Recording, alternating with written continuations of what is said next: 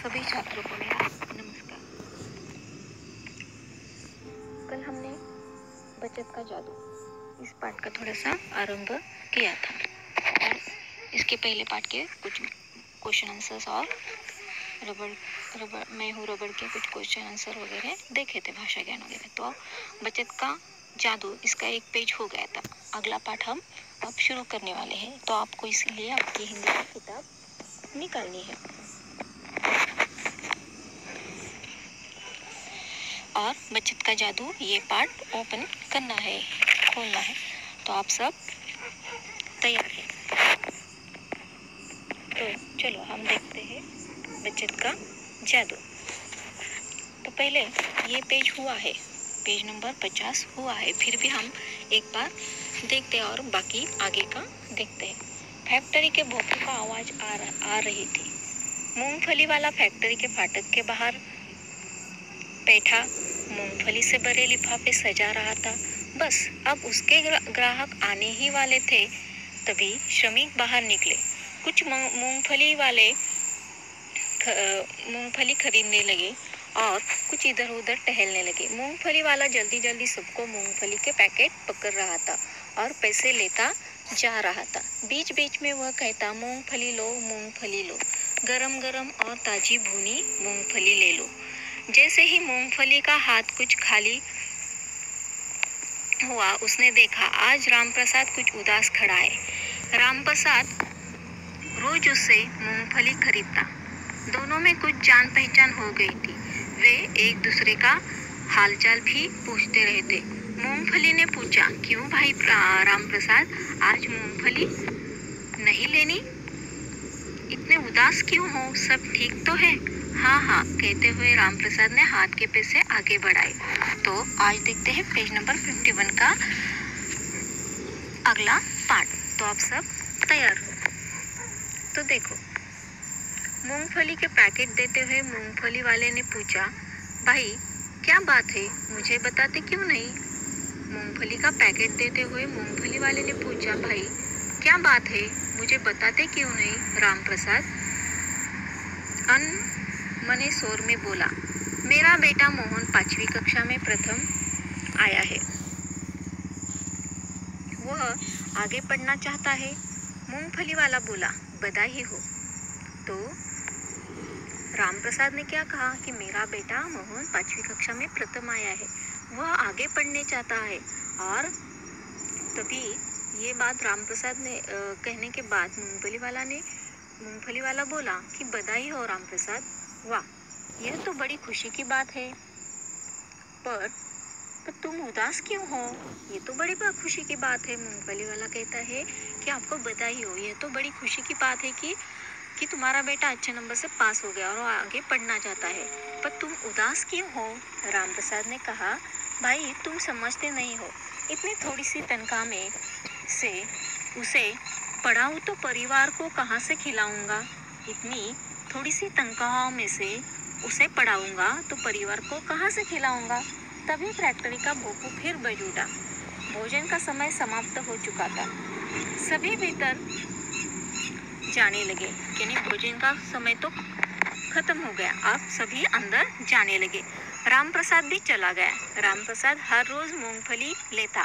कुछ दिन बाद मूंगफली वाला एक बड़ा सा मूंगफली का लिफाफा रामप्रसाद के हाथ में थमाते हुए बोला, लो भाई रामप्रसाद, मूंगफली ले लो। रामप्रसाद चौंक कर बोला, इतनी सारी क्यों? मूंगफली वाला बोला, ले लो, तुम्हारी ही है, देखो। अब ये है रामप्रसाद और इसने मूंगफली वाली इतनी बड़ी पैकेट उसको दे दी है। और वो रामप्रसाद को मूंगफली वाला बोलता है कि ये तुम्हारी है, तुम्हारी अपनी ही है, तो ले लो। अब पेज नंबर 52 देखो। मेरी कैसे? भाई मैं रोज तुम्हारे लिफाफे में से कुछ मूंगफलियां निकालकर इसे इस लिफाफे में इकट्ठी करता रहा। आज इतनी सारी हो गई। मूंगफली वाला मुस्कुराते हुए बोला, भाई मैं रोज तुम्हारे लिफाफे में से कुछ मूंगफलियां निकाल कर इस लिफाफे में इकट्ठी करता रहा। आज इतनी सारी हो गई। मूंगफली वाला मुस्कुराते हुए बोला। रामप्रसाद ने ध्यान से उसे देखा और पूछा, तुम कहना क्यों चाहते हो? मुझे कुछ समझ नहीं आया।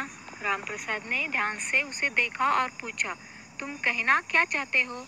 मुझे कुछ समझ में नहीं आया, मूंगफली वाले बोला। इसी तरह खर्च में थोड़ी थोड़ी कटौती करके बच्चे को पढ़ा सकते हो। यह है बचत का जादू।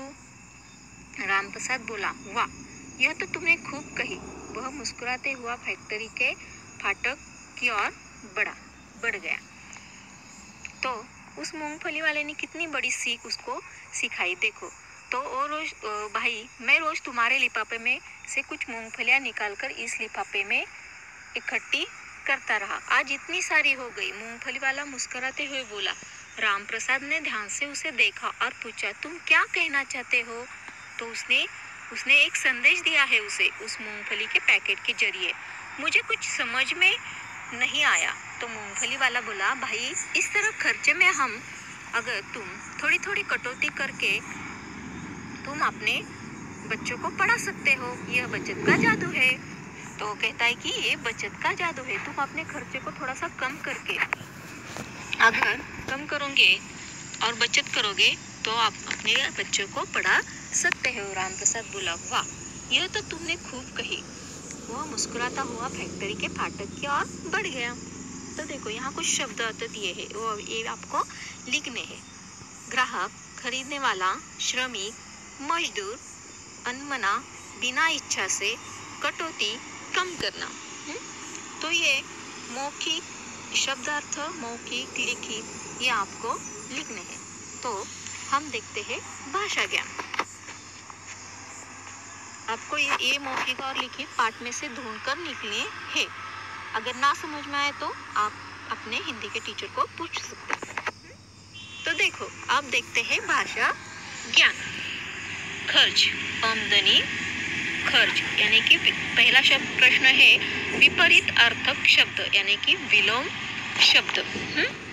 तो खर्च यानी कि आमदनी, कम, ज्यादा, अंधकार, प्रकाश, प्रथम, अंतिम, आय, व्यय, खुश, नाखुश, अप्रसन्न,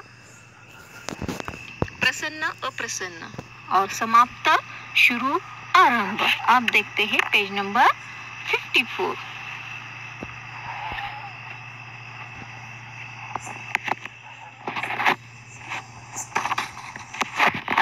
अब देखो, समझकर लिखना है आपको। देखो, यहाँ क्या लिखा है?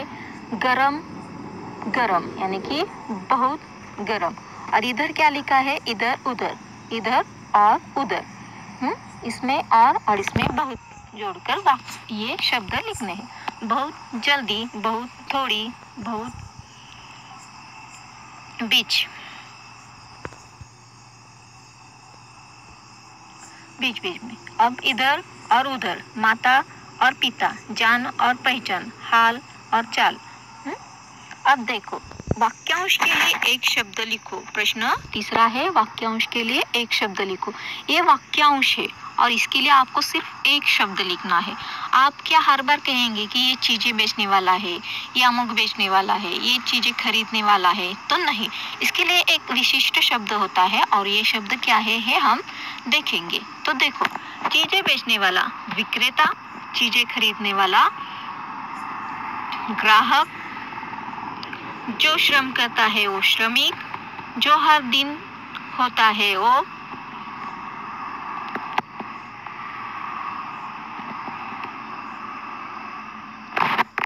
चीजें बेचने वाला विक्रेता, चीजें खरीदने वाला श्रमिक, चीजें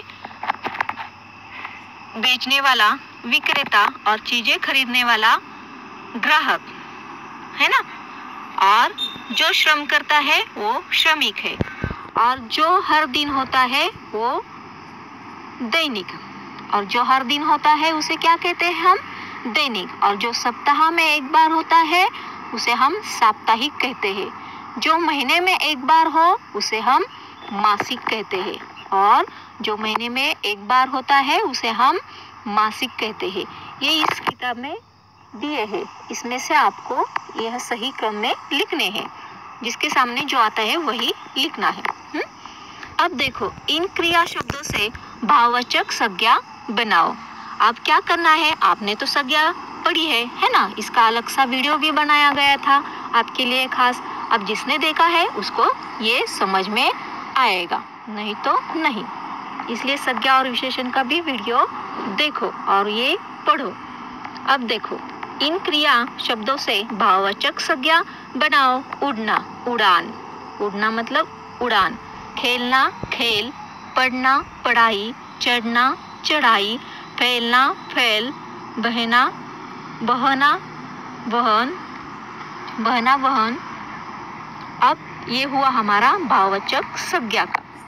अब देखते हैं बहाव, बहना, बहन है, बहन।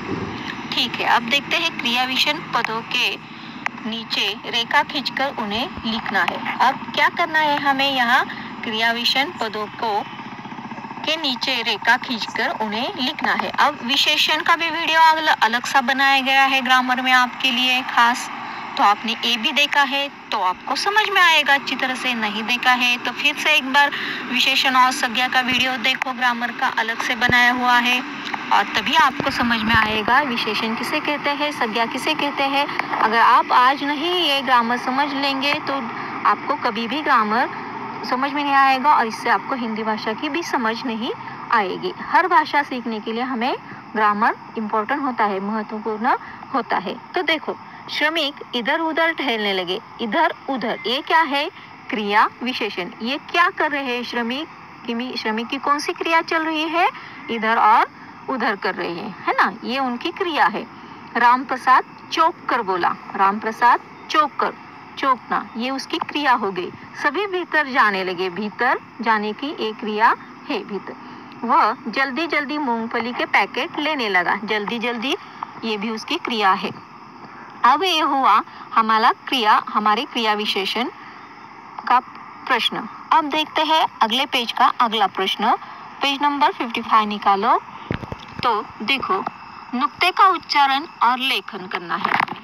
प्रश्न छठा है, नुक्ते का उच्चारण और लेखन, यानी कि यहाँ पहले शब्द में दिया है, देखो, ज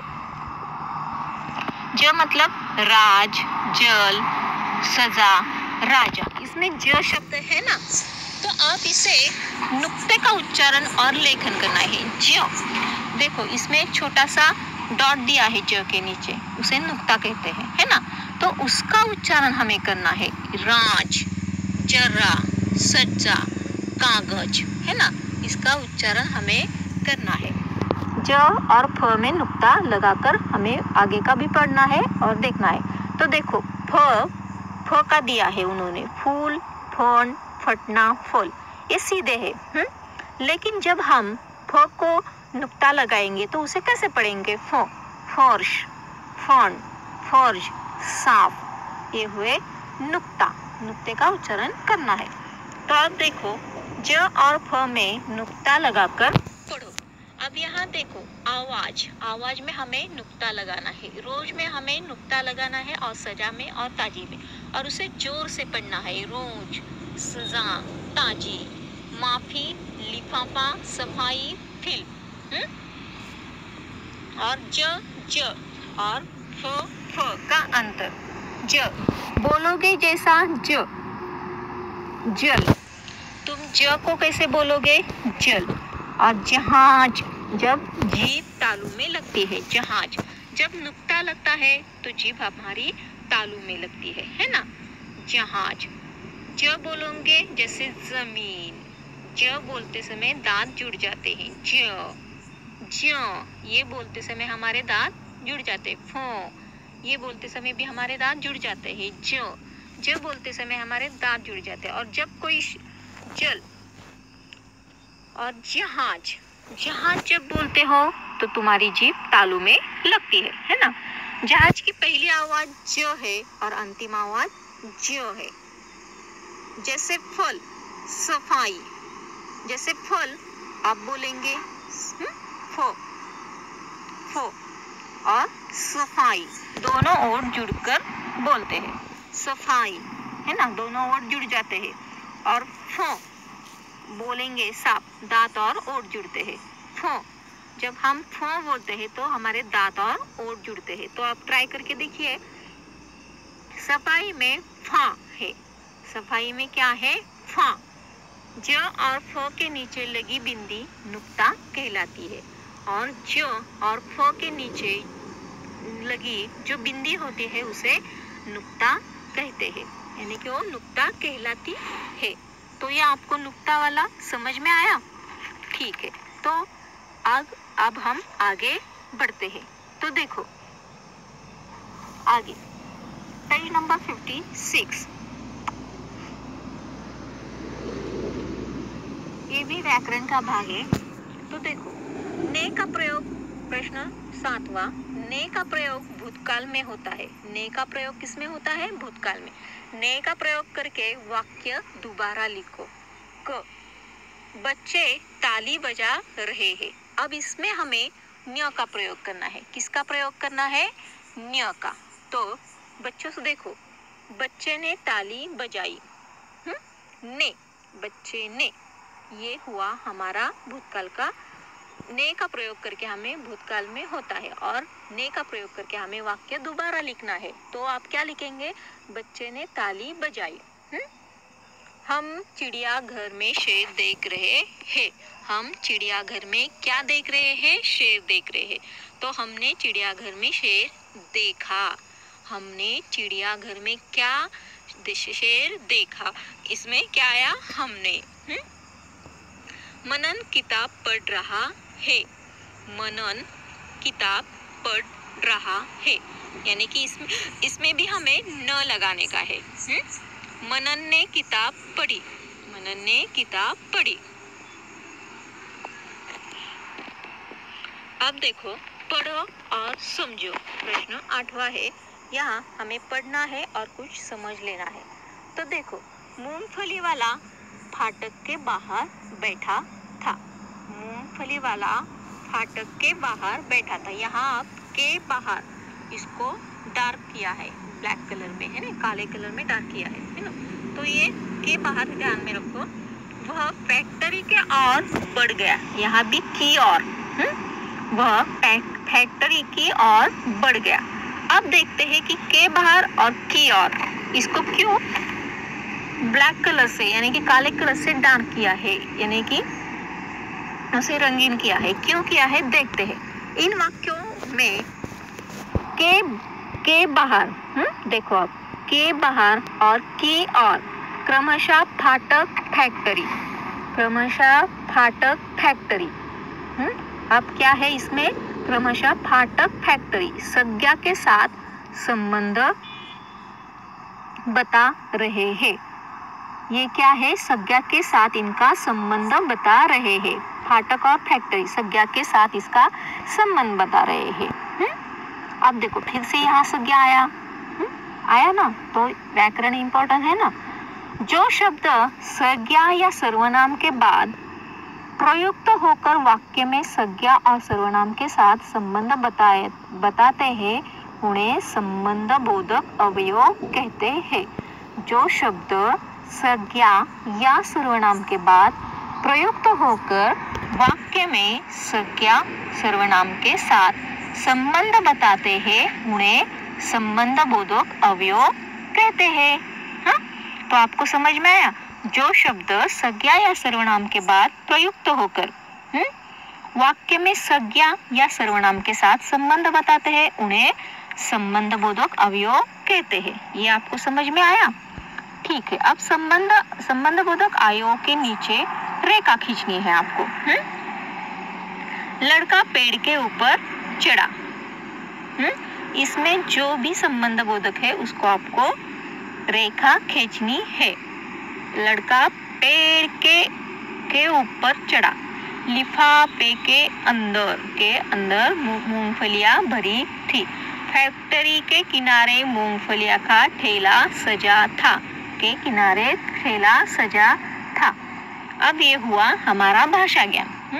अब लिखित, मौखिक और शब्द अर्थ के साथ साथ आपको भाषा ज्ञान भी पूरा लिखना है और अपनी कक्षा के ग्रुप में छोड़ना है और अच्छी तरह से वीडियो भी देखना है। और वीडियो देखा है या नहीं इसका स्क्रीनशॉट आप अपने रोज अपने कक्षा के ग्रुप में या अपनी हिंदी के टीचर को भेजेंगे, तभी आपकी हिंदी में प्रेजेंटी हिंदी के वीडियो में देखा है या नहीं, ये जब स्क्रीनशॉट आएगा तभी आपकी प्रेजेंटी लगाई जाएगी, नहीं तो आपकी एब्सेंटी लगेगी। इसलिए रोज वीडियो देखना है और जो भी होमवर्क बताया है उसे करना है और उसका स्क्रीनशॉट अपने टीचर को, हिंदी के टीचर को भेजना है।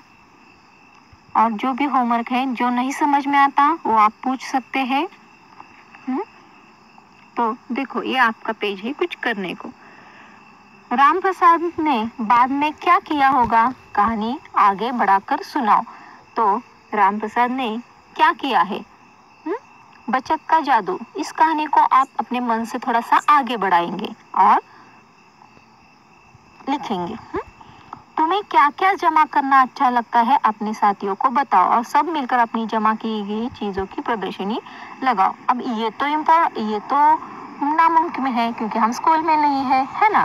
तो हम एक काम कर सकते हैं कि तुम्हें क्या क्या करना अच्छा लगता है उस चीजों को आप इकट्ठा करेंगे और एक चार्ट पेपर पर या अपने ड्राइंग बुक में, वो भी अभी खाली पड़ी है ना, तो उस ड्राइंग बुक में आप उस जमा किए हुए आपको क्या क्या अच्छा लगता है उस ड्राइंग बुक में वो जमा किए चीजें हुए आप चिपकाएंगे अच्छी तरह से और उसे नाम देंगे। हिंदी का प्रोजेक्ट है, यानी कि तुम्हें क्या जमा करना अच्छा लगता है अपने साथियों को बताओगे। ये हुई आपकी प्रदर्शनी और इसे भी आप अपनी कक्षा के ग्रुप में भेजेंगे। तो देखते हैं कौन करता है सब होमवर्क। और रोज की रोज आपकी अटेंडेंस होनी चाहिए हिंदी मराठी के वीडियो में भी। बाकी के सब्जेक्ट की तरह इसकी भी अटेंडेंस इम्पोर्टेंट है क्योंकि आपको इसकी भी यूनिट टेस्ट देनी है ना, इसकी भी पढ़ाई करनी है, इसके भी मार्क्स आपके काउंट किए जाएंगे बाकी सब्जेक्ट के साथ, इसका भी ग्रेड होगा है ना। तो आपको इसका भी होमवर्क करना है और वीडियो रोज देखना है। तो धन्यवाद बच्चों। तो आपको ये पाठ समझ में आया है? तो फिर मिलते हैं अगले वीडियो में अगले पढ़ाई के साथ। तब तक के लिए अलविदा और धन्यवाद।